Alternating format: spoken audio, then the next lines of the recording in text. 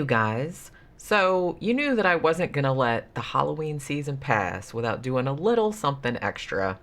If you're a longtime viewer of the show, like one of our regulars, you know that initially my plan, which turned out to be way too much for me to handle, was I was going to do a 31 Days of Horror. So I was going to do like 31 extra reviews, like one for every day of October. Well, as most of you know, we ended up having to move sort of unexpectedly or more quickly than we had anticipated, so I didn't really have time to do that. But I still wanted to do something special for Halloween, so I just decided to do just a week of extra reviews, just one, review every day leading up to Halloween, so there will at least be something to commemorate the best holiday of the year. And because I'm a dork, I called it Eek Week, because of course I did. So that's what we're going to do this week. We're doing 7 extra movie reviews of movies that I had been wanting to get around to for like a really long time and just hadn't got to it. And I also kind of wanted to, they're not all specifically Halloween based, but I did definitely want to, I did definitely want to concentrate on films that gave me that kind of Halloween-y sort of vibe. Some of them are very Halloween, based, but I kind of liked, like a witchy, old school ghost story type of thing. And I wanted that kind of vibe, like with all the movies that I was going to do. So I'm not going to spoil which ones are going to turn up, but maybe you'll see. If you're on Patreon, maybe you'll see. I might put the list up there so you can see. So I got my little witchy poo, my little friend here, and she's going to talk about it. I have little different friends depending on what movie I'm talking about. So today we are talking about Black Sunday, which is kind of a witch movie. We'll get into that in a little bit. But so I decided to put one of my little witch buddies here to just kind of sit in place over there and listen to me talking about this movie. So, Black Sunday, this came out in 1960. And can I just say, 1960 was a hell of a year for modern horror as far as influential films coming out. Obviously, in the United States, 1960, we saw the release of Psycho. And in the UK, we had the release of Peeping Tom. So there's definitely something in the culture at large, Western culture at large, that horror movies were kind of coming out the gate being more violent. You know what I mean? So even though Black Sunday is almost kind of like a throwback to the more gothic Universal films of the 30s and 40s, it did have like a much, much more violent, like a lot more gore and stuff like that. Whereas, Psycho and Peeping Tom were kind of more like getting away from the gothic tradition and just going in a more like straight up serial killer violent sort of direction. And both of those things almost kind of like coalesced into one sort of thing. Like I said, all 3 of those films coming out the same year and actually almost around the same time, because if I'm not mistaken, they all came out within about a month of each other, if I'm remembering correctly. I wasn't alive back then, but I did read about it. So they all came out like right around the same time, and were all fairly controversial depending on the country that they were released in. So what ends up happening with Black Sunday, which is actually not the name that it was originally released under, because it actually didn't get released in the US until 1961, and we'll get into that in a little bit. But it was initially released in Italy as La Maschera del Demonio, or The Mask of the Demon, later known as The Mask of Satan. And it was basically Mario Bava, the legendary Italian film director, who probably, easily more than anyone else, very, very influential in Italian cinema, and particularly influential in the Giallo genre, the horror genre, big influence on Dario Argento. So we'll get into that a little bit too. But he had been a cinematographer prior to this. And if you've seen any of his films, that will become readily apparent, because his films are actually really, really beautiful looking. So he knows how to frame a shot and how to make everything look fantastic.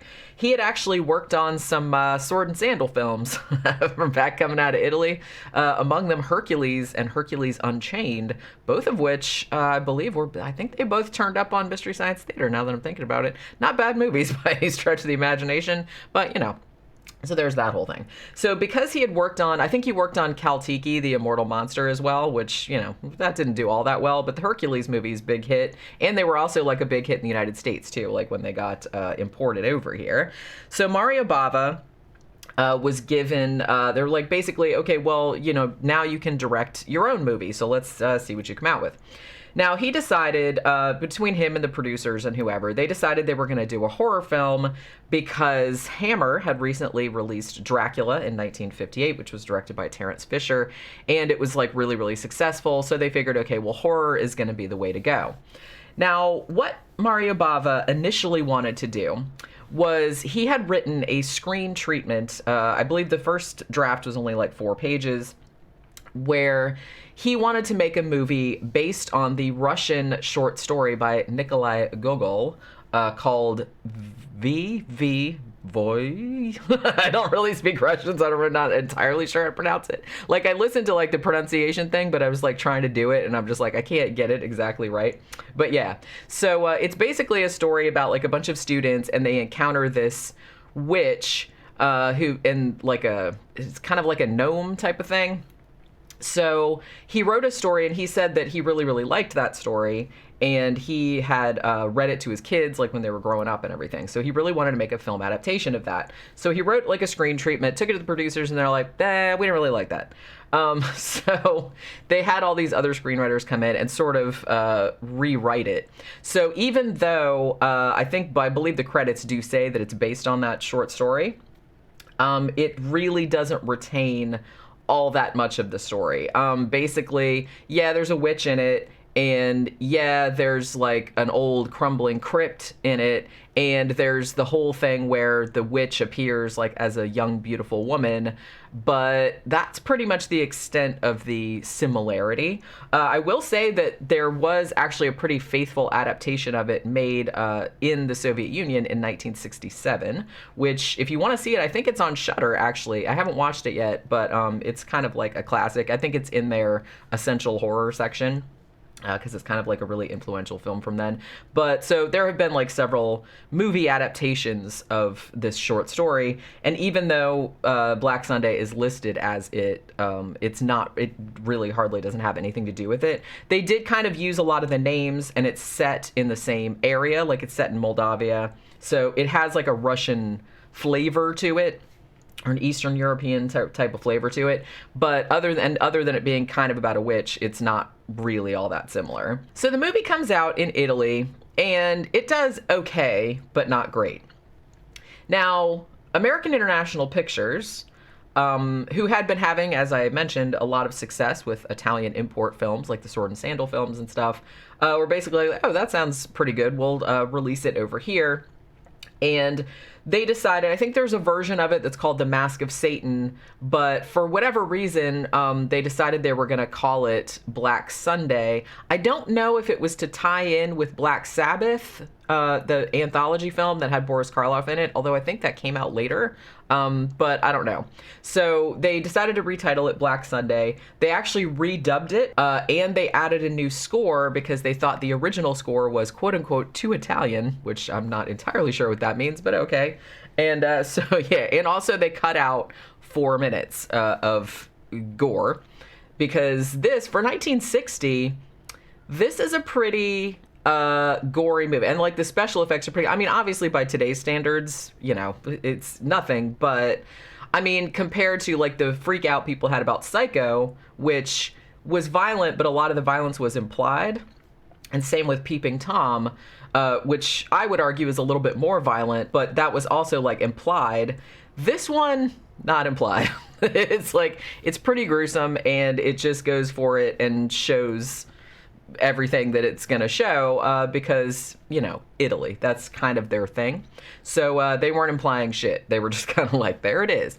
So for 1960, this was a very, very violent, gory film. So like I said, when they released it in the United States, they cut 4 minutes out of it. So there are a few versions of this floating around. I believe that the most common version nowadays, which is just called Black Sunday, even though the title card when you watch the film says The Mask of Satan on it, has an English dub, and I'm not really sure which score it has, but I'm pretty sure that all of the stuff has been restored at this point, because I think it's back to like 87 minutes. So if you're watching it, like, because it's on Shudder, it's on like a bunch of other streaming services, if you're watching it out there, I'm 99% sure that this is the original version. It's not like the cut up AIP version. So when they released it in the United States, it was about, I don't even know if it was an entire year later, but it came out a little while afterward. And it was usually kind of, they showed it like on double features. They usually showed it with like Little Shop of Horrors, the Roger Corman film. And it was actually really, really successful. Actually, in the US and in other parts of, in like France and stuff like that, it was actually a lot more successful than it was in Italy, and it got like a better critical response. It seemed like in Italy, critics didn't really like it all that much. And like I said, it did okay, but it didn't do all that great, like money-wise.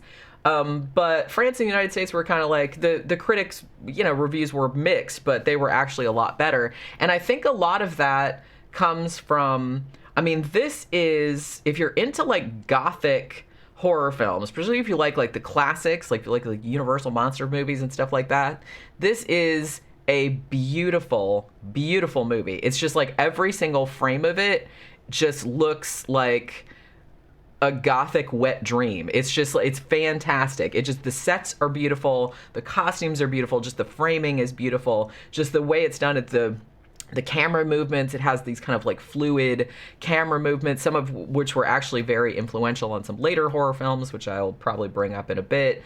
But it's just, obviously you can see like a lot of the influence of this. And you can tell, yes, it's a very gothic film. But like I said, I guess this was something that was going on at the time, because Hammer was kind of doing this too, where they were taking like gothic movies and then like bumping up the boobs and the gore. And that's kind of what this one is doing too. There's not any nudity in this one other than... there's a nude painting of Barbara Steele's character at one point, but I don't think she actually gets naked in it. There's like cleavage, a lot of heaving booby cleavage and stuff, but I don't think there's any nudity.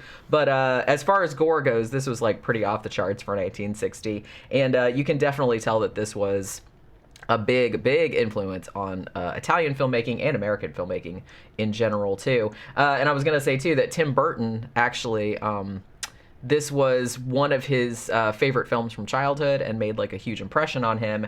And he also did an homage to it in his movie Sleepy Hollow.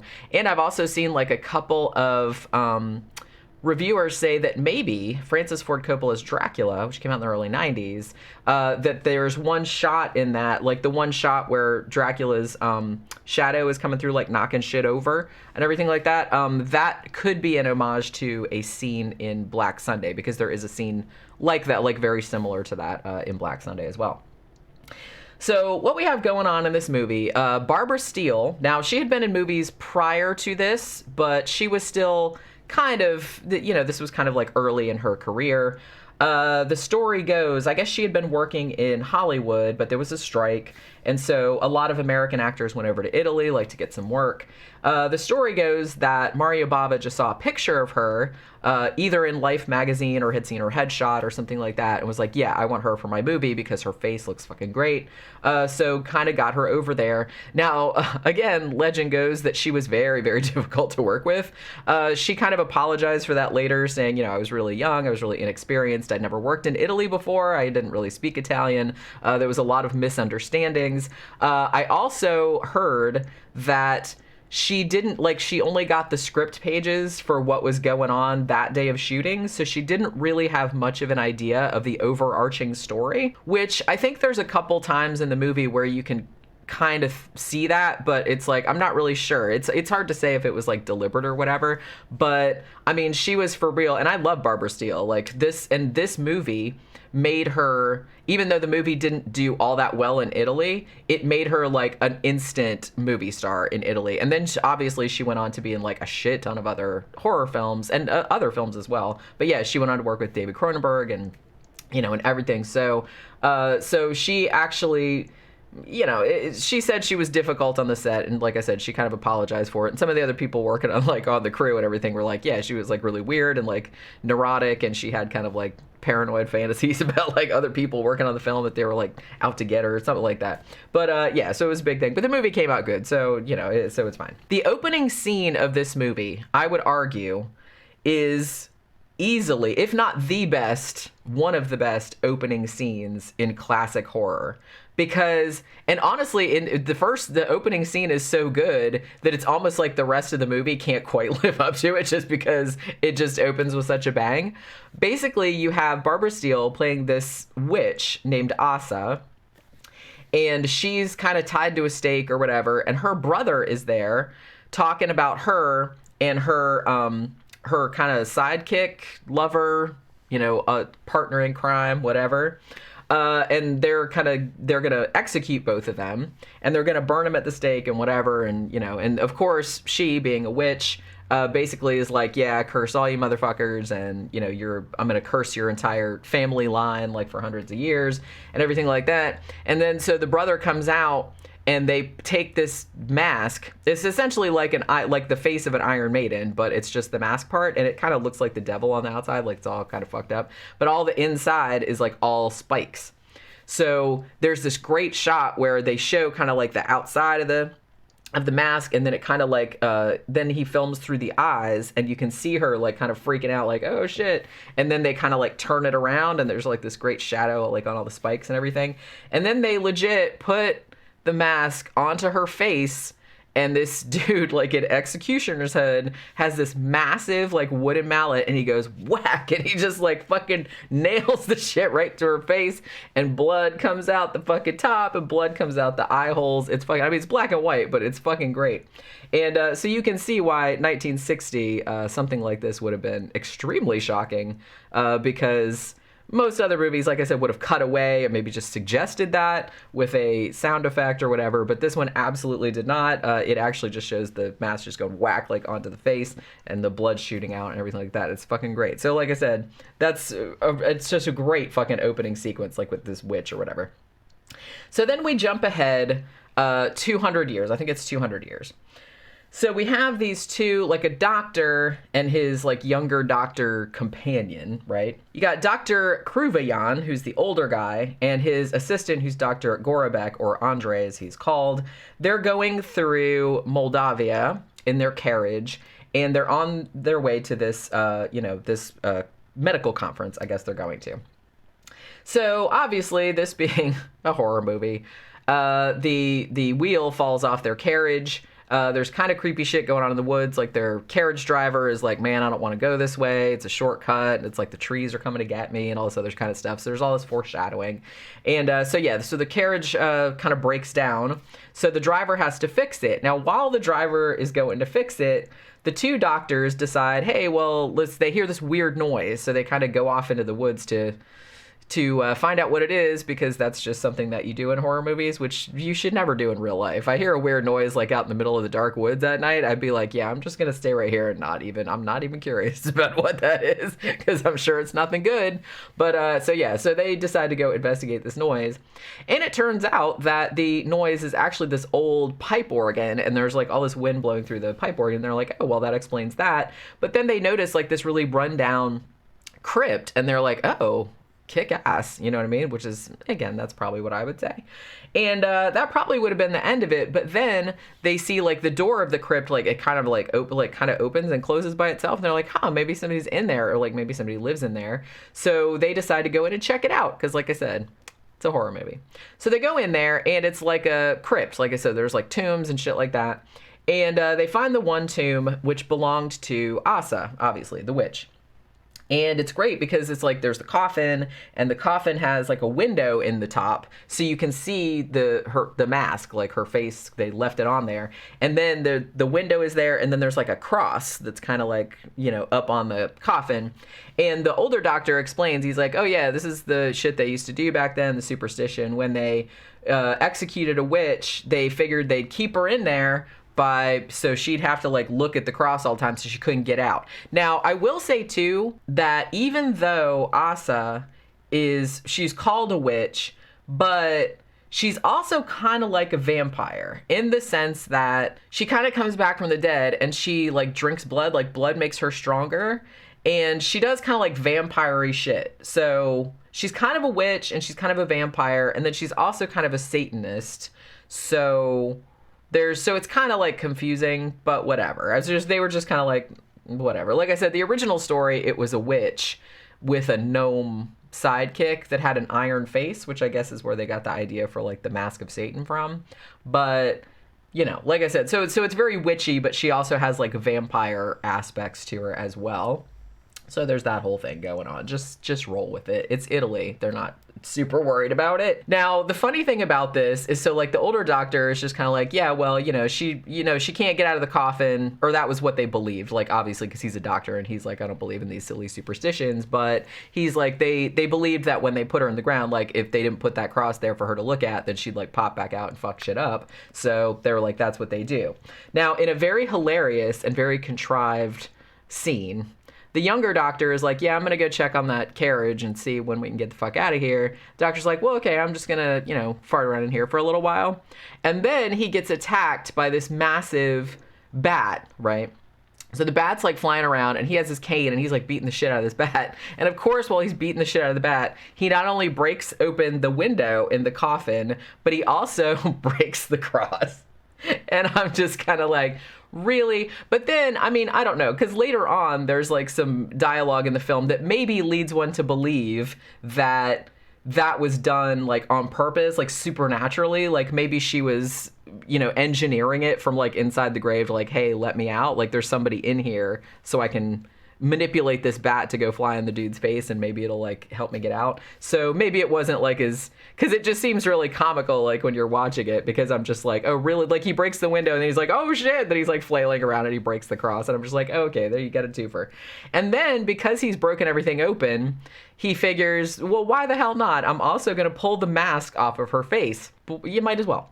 Now that you've already like taken away every other protection. So he takes the mask off her face, and the face looks actually really good. It's wax, and the eyeballs are, there's no eyes. It's kind of like a skull, but there's like skin there too, and there's like maggots and shit all over. It looks fantastic. So he's like, oh, she's remarkably well preserved except for the eyeballs and all this other stuff.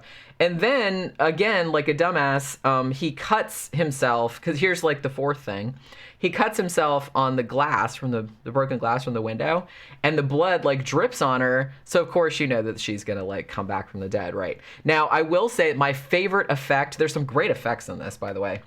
My favorite effect in this, and it still gets me like every time I see it, even though this was in 1960, and this effect, and it's so simply done, but it looks really, really great. So like when he bleeds on her and she starts to sort of like regenerate, they have this mask that looked like basically just like her, but like I said, just with eye sockets. And they have like the eyes like coming back into the sockets and sort of glowing. And they did that with poached eggs. Like they had this thing like underneath, and they had like these poached eggs like coming up through this like wax statue of her that they had made, and it looks great. It looks like really like goopy, and they actually really do look like creepy fucking eyeballs like coming up through it. And almost, I guess like the way they lit it almost looks like when the eyes kind of come in, they're sort of milky, and then they kind of like glow in the middle. Like I said, it's probably like the lighting that they did that, and it just looks so fucking great. I love that effect so much, and I just love that they did that with fucking poached eggs. That fucking cracks me up. So yeah, so obviously this witch Asa is gonna come back to life. Now there's also another woman, Katya, who is also played by Barbara Steele, and she is an ancestor of the witch. So the family, it's like her dad and her brother, whose name is Constantine, I think, and her, and they are ancestors of Asa. So they have kind of like a portrait of her. I don't think the portrait is of her. I think the portrait was of like another female, because I guess every female descendant looks like Barbara Steele. And maybe because I think they mentioned like 100 years before that the witch had come back 100 years before and tried to possess the other woman. I think her name was Masha. So I guess she comes back every 100 years to like fuck with shit. But yeah, so it's implied that it happened before, but I guess since the budget on this wasn't huge, they couldn't really show that in flashbacks. So they just kind of like, they exposit about how it happened.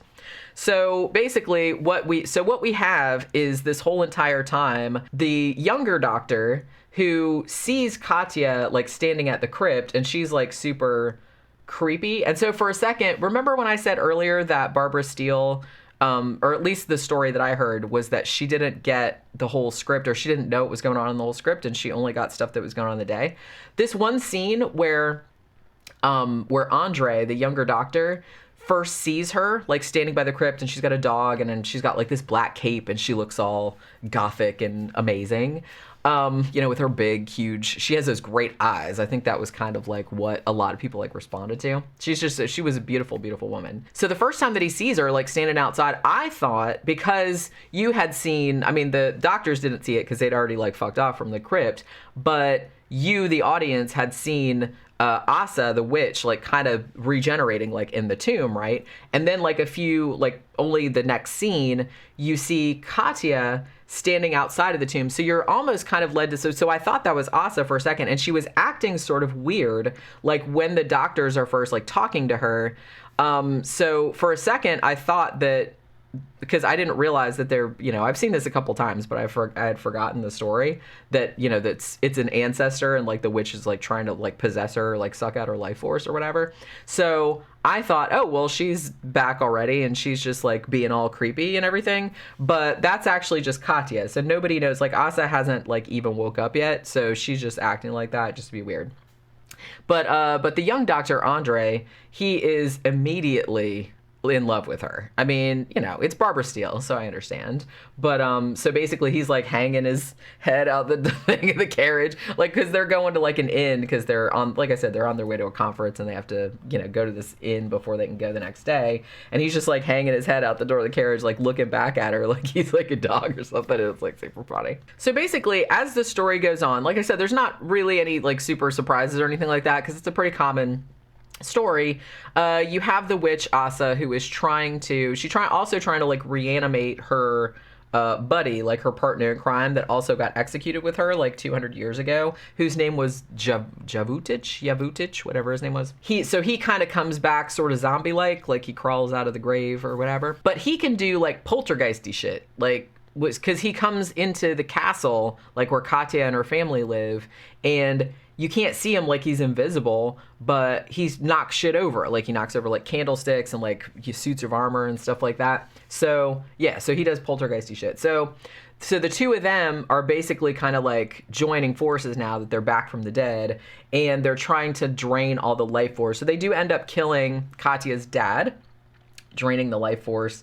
And basically what Asa wants to do is take over Katya's body, because, it's easier because they just look exactly alike, because they're both Barbara Steele. So she's just like, I'm going to take over this and just do my evil on the world or whatever, because she's, like I said, she's a witch. Now, interestingly, like I said, not only does she drink blood, kinda. I mean, she kind of like, when she kills the one guy, because she kills the older doctor, and I think, or she like possesses or takes him over, she kind of like kisses him, and it's almost kind of like, so I don't know if she's like actually sucking blood out, or if she's like a psychic vampire of some kind, like she's kind of sucking out life force or whatever.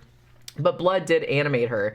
Also, very vampiric, she can be repelled, as can her buddy, by a cross. So all you have to do is hold a cross up or put a cross on, and she's just like, nope, not having it. So again, witch, vampire, Satanist, maybe. We don't know like which thing it is. It's all three things basically at the same time. So basically they're fighting Asa, trying to keep her from taking over Katya's body, because like I said, the young doctor has fallen in love with her, so he's gonna try and rescue her. And also they're trying to kill the sidekick, Yavutich, I think is how you pronounce his name. So they're trying to do that. Yavutich also, he gets like fucking impaled through the eye. So again, like some of the gore in this, yes, it's tame by today's standards, but for 1960, people must have just like shit a brick when they saw this. It's like, holy crap, like eye gougings, like fucking spikes in the face, is like fucking, there's all kind of like gory shit. There's also a great scene too, like near the end, where Katya Asa is trying to like play a trick where she's just like, oh no, that's the witch over there, I'm Katya, totally. But then like then she kind of like opens her robe up, and her whole chest is like nasty looking like ribs and stuff. It's like, it looks so cool, and just like I just love the visuals in this movie, just so great. And there's also another really cool trick that they did near the end of the film, which again was done very simply, and you could really only do this if you shoot in black and white, but they did they did a scene where Barbara Steele, she's like laying on the slab or whatever, and then her face goes from like really like shitty, like old looking, like and wrinkly to like really young and beautiful again. And they actually did that like in camera. And they did it by putting a bunch of wrinkles and like stuff, like hollowing out her eyes and stuff with a red grease pencil. So then when you do like red or green lights, it kind of like fades from one thing to the other, because the red light will be like invisible. If you put like red light over it, it'll make the makeup disappear. So that's a really common trick. And like I said, obviously you can't do that in color, but they could do that in black and white. I guess initially when they were first talking about making this movie, the producers wanted it to be in Technicolor, but Mario Bava, I guess he was already thinking about some of these effects sequences, and he was already thinking about the cinematography, because like I said, this was his first like big official directorial job. Prior to this, he'd been a cinematographer, so he was like, you know, he knew his shit in that department. And so I think that he was already thinking of like certain effects scenes that he wanted to do that would only be able to be done in black and white, among them that aging kind of thing. Like I said, you can't do that in color, obviously. You know, now it would be a piece of piss to do it, as the British say, but back then not so much. But I just really love like the simple effects and like how effective they were. You know, it just goes to show like, you know, your craft and shit like that. Like it's just really interesting, really fascinating, like what you can do if you know what you're doing, you know. And I don't remember if I mentioned this earlier, but one of the things that I heard about this movie was that the sets were built in black and white, and I don't think that that's necessarily the case, because I think that there were photographs of the set taken and they were in color. But that might have been because of something that Barbara Steele said about, oh, everybody's costumes were black and white. But a lot of people are like, no, they weren't. That was just like some weird shit that she was saying. So maybe that's where the misconception came from. Because I've seen like some other reviews of this where I think they mentioned that all the sets had been built in black and white. And I don't know if that's, and I'm not entirely sure, but I don't think that that's the case. I think the sets were actually in color. They were just lit, you know, in a way that would, because obviously you can't light things the same or whatever when you're shooting in black and white. But yeah, so Mario Bava definitely wanted to shoot this in black and white. So as I said, even though this didn't do that great in Italy at first, like when it first came out, it ended up being massively, massively influential, not only on Italian horror, but on horror just in the Western world, everywhere, like around the globe, honestly.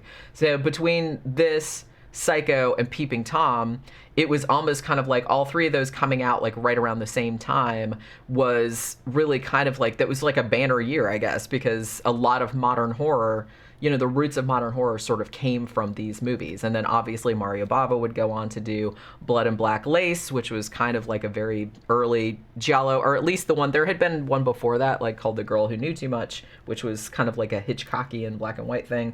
But Blood and Black Lace was the one that really established all the tropes of the Giallo going forward, that particularly Dario Argento would pick up on. You know, the super saturated colors, you know, the kind of like dude with the black gloves, the knives, the overly sexualized killings, you know, that type of thing. So that's kind of what that would do. And then Mario Bava would go on also to do A Bay of Blood, or better known as, well, it's not better known, I just like the title Twitch of the Death Nerve better. That's what it was released as initially, but it's better known as A Bay of Blood, which actually, that came out in 1971, I want to say, and very, very influential on the American slasher film, particularly Friday the 13th. Friday the 13th franchise, I believe part 2 actually directly ripped off a couple scenes from that, including the spear through the two people having sex, which came right from A Bay of Blood. Mario Bava's influence on cinema, horror cinema, just really can't be overstated, I don't think. I mean, because he was just at the forefront of so much stuff that came along later on. And even though you could argue that Black Sunday is kind of like a throwback, because like I said, it's very gothic, it's very, you know, Universal monster type of thing, but you could argue that it's kind of like the meeting of the past and the future, because it's like, yes, we have all these gothic elements. I mean, you know, much in the same way that Hammer was doing. We have all these old gothic elements, but we're modernizing it with more nudity and more gore. And so that was just something that was kind of almost like a natural progression. So he was like right at the forefront of that. But yeah, so I feel like if you're a horror fan, you really, really need to see Black Sunday, because it's one of those, just like Psycho, just like Peeping Tom, just like anything that came out around this time period, it's one of those movies that was so influential that you really owe it to yourself to kind of see it, to see the roots of modern horror, really. And even though, as I said, by today's standards, it's not that gory at all, and it's, you know, it's a very gothic movie, and it's not super narratively strong. And even you could argue that maybe some of the acting is a little wooden. The dubbing is not that great, but that kind of happens with a lot of Italian films, so what are you going to do? But visually, I mean, visually it's just gorgeous. It's a beautiful masterpiece. It's just like every single shot, and just the way it's shot is just fantastic. So definitely check out Black Sunday. And if you noticed, because I'm putting this up on the Sunday before Halloween, so you knew that I had to do Black Sunday for this day, because I've been wanting to do it for a long time, and I was just like, well, obviously I have to do it for this day too. But yeah, so this is the first day of my Halloween Eek Week specials, so we're gonna do some more movies this week leading up to the day of Halloween next Sunday, so please look out for all of my videos this week, my extra ones, and I will see you guys on the next one. Bye.